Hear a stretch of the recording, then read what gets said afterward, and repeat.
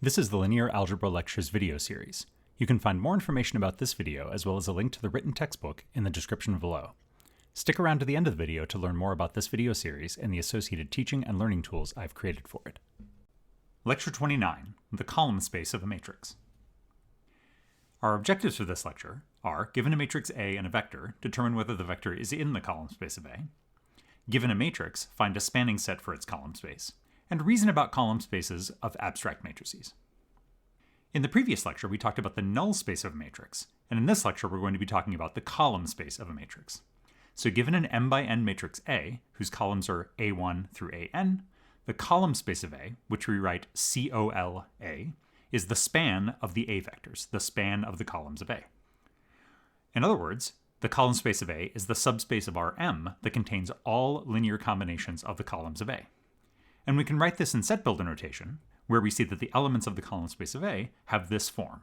They all look like linear combinations of the columns of A. Now we've already proved, in lecture 27, that the span of a set of vectors in Rm forms the subspace of Rm. So that means that for any m by n matrix A, col A is in fact a subspace of Rm. Let's look at an example. This one is asking us to generate three elements of the column space of A. Well, all we need to do is construct a linear combination of the columns of this matrix. So let's label our columns A1 through A3, and we can choose any three scalars for the three weights in our linear combination. So for example, 1A1 plus 5A2 plus negative 4A3 works out to give us the vector negative 1, 35, 28. We can choose simpler constants for our weights. For example, 0A1 plus 1A2 plus 0A3 gives us the vector negative 1, 5, 1, which is also in the column space of A. And notice that this is just the second column of A. So the individual columns of A are in the column space. And the 0 vector is in the column space because we can choose 0 for each weight, getting 0A1 plus 0A2 plus 0A3, which is the 0 vector. What about this question? We're given a vector v, 0, 3, 4, and we're asked whether that vector is in the column space. Well, in this case, we might notice the similarity between this given vector v and the third column of A. So we can see, in fact, that v is negative 1a3. We can fill in zeros for the other two weights in our linear combination and see that, yes, v is in the column space of A. Now here we have a similar question where we're given a matrix and a vector and asked whether that vector is in the column space. But here we don't see a nice relationship between the given vector and the three columns. So how do we answer a question like this? Well, the equivalent question is asking whether that vector w can be written as a linear combination of the columns of B. In other words, does the equation x1b1 plus x2b2 plus x3b3 equals w have any solutions? And we know how to answer this question. We set up and row reduce an augmented matrix. So the augmented matrix has its first three columns the same as the columns of B, and the fourth column being the vector w that we have. And when we row reduce that matrix, we say that there's no pivot in the last column, which means that the equation is consistent. And so then the answer to our question is that yes, w is in the column space of A. Now we have a couple of different ways to think about what the column space of A is. For any x in Rn, we know that A times x is a linear combination of the columns of A. So another way to think about what the column space of A is that it's the set of all vectors that have the form Ax. And equivalently, if T is a linear transformation from Rn to Rm with standard matrix A, then col A is the image of T. That's the set of all vectors that have the form T of x. And in this case, T of x equals Ax, so these are just two ways to say the same thing. Now keep the spanning columns theorem in mind. Remember we learned about that in lecture 9. When A has a pivot in every row, the columns of A will form a spanning set for Rm. In other words, the span of the columns of A, the column space of A, is all of Rm. Now let's think about some of the questions that we can ask about both of the null space, which we learned about in the previous lecture, and the column space, which we've been talking about in this lecture. So the null space of A is a subspace of Rn, and that contains all solutions of Ax equals 0. Now relating to the null space of A, we have two kinds of questions. If I give you a vector, I might ask whether that vector is in the null space of A. As we saw in the previous lecture, that's a relatively easy question to answer. Or I might ask you to generate an element of the null space of A, and again, as we saw in the previous lecture, that's a more difficult question to answer. Now I could ask similar questions about the column space of A. As we've seen in this lecture, the column space of A is a subspace of Rm that contains all vectors of the form Ax. I could give you a vector and ask whether that vector is in the column space of A, and we've seen that that's more difficult because that requires us to row reduce and solve an equation.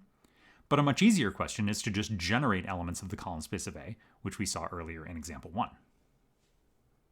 So let's work through answering one of each of these 4 kinds of questions for a given matrix. So here we have a matrix A, and we're given the vector u equals 0, 2, 1, and we're asked whether u is in the null space of A. And then we're also asked to generate an element of the null space of A.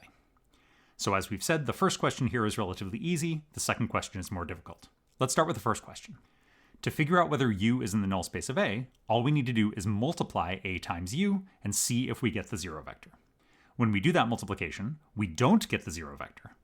And that shows us that this vector u is not in the null space of A. To answer the second question, we have to solve Ax equals 0. This is computationally more difficult because we're not just multiplying a matrix times a vector, we have to do some row reduction. So we set up our matrix, we row reduce it. Feel free to use an augmented matrix with an extra column of zeros here if you'd like. But when we do that, we get the solution x1 equals x3, x2 equals negative 2x3, and x3 is free. So to generate an element of the null space of A, we just need to pick a value for our free variable. How about x3 equals 10? That gives us the vector 10, negative 20, 10, which is an element of the null space of A. And then we can check that by multiplying our original matrix A by that vector to verify that we do in fact get the 0 vector. Now let's keep working with the same matrix, but ask 2 questions about the column space. Here we're given a vector v and asked whether v is in the column space of A, and then we're also asked to generate an element of the column space of A.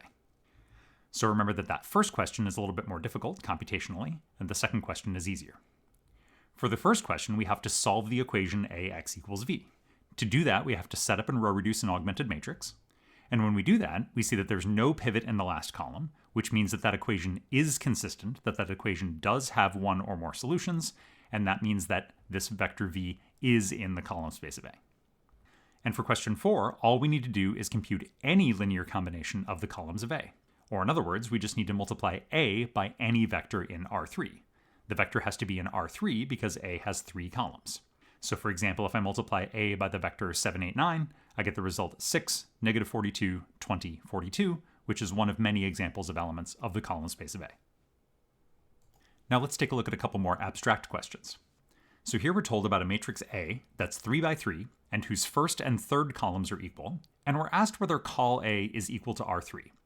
In other words, this is asking us whether the columns of A span all of R3.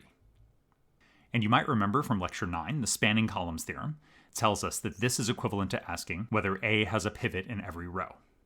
So what do we know about the pivots of this matrix? Well, we know that the first and third columns are equal, which means that the columns of A are not linearly independent. And you might remember from lecture 16, the linearly independent columns theorem that tells us that A does not have a pivot in every column. Since this matrix has 3 columns, that means that this matrix does not have 3 pivots, that must have fewer than 3 pivots. But the matrix also has 3 rows, so if it has fewer than 3 pivots, this matrix cannot have a pivot in every row, which means that, by the spanning columns theorem, the column space of A cannot be all of R3. The columns of this matrix do not span R3. Now, if we slightly modify this question to make the matrix 3 by 4, how does that change our analysis? Well, a lot of the analysis stays the same. Remember, we're being asked whether the columns of A span R3, which means that we're being asked whether A has a pivot in every row. We're told that the first and third columns are equal, which means that the columns are not linearly independent, and so by the linearly independent columns theorem, this matrix does not have a pivot in every column. But this time, the matrix has 4 columns, so all we know now is that this matrix has fewer than 4 pivots. But it could have 3 pivots. All it needs to have is 3 pivots to have a pivot in every row, and all we know is that it has fewer than 4 pivots. So we don't have enough information in this case to tell whether the columns of this matrix span R3. So you can see how knowing the size of the matrix can change the analysis based on the information that we're given. Thanks for watching this video lecture. You can find links to the other videos in this series and to the written textbook in the description below. If you're an instructor, you can contact me for more information about the over 300 online linear algebra homework problems that I've created for the free My Open Math platform.